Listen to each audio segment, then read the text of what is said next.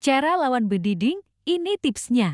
Fenomena bediding saat musim kemarau kembali dirasakan di sejumlah wilayah Indonesia. Suhu turun drastis terutama pada malam hingga pagi hari.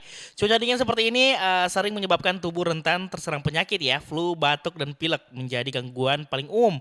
Kondisi ini beresiko bagi anak-anak lansia juga dan orang dengan daya tahan tubuh lemah. Perubahan suhu yang terjadi secara ekstrim juga bisa memperburuk penderita asam dan alergi. Untuk menghindari gangguan kesehatan, pentingnya untuk menjaga suhu tubuh tetap stabil ya. Beberapa langkah yang bisa dilakukan untuk menjaga tubuh tetap prima seperti gunakan pakaian tebal.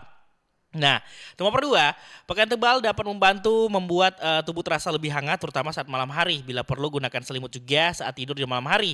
Kurangi paparan udara dingin secara berlangsung ya. Ini bisa dilakukan dengan menutup jendela ataupun ventilasi saat malam hari dan hindari juga keluar rumah terlalu lama saat malam hari ya. Nah, konsumsi makanan bergizi. Daya tahan tubuh juga dipengaruhi oleh asupan makanan yang masuk ke tubuh kita. Maka penting juga untuk mengonsumsi makanan bergizi dan kaya vitamin seperti buah dan sayuran. Minum air yang cukup, ini juga penting nih, nomor kedua. Meskipun udara dingin tidak membuat haus, tetap penuhi kebutuhan cairan minum. Air hangat bisa bantu menjaga suhu tubuh, hindari mandi terlalu malam ataupun pagi buta.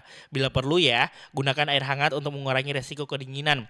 Yang paling terakhir nih, nomor kedua ya, olahraga ringan. Tetap melakukan olahraga ringan seperti jalan pagi ya, tapi sebaliknya dilakukan setelah matahari mulai menghangat ya.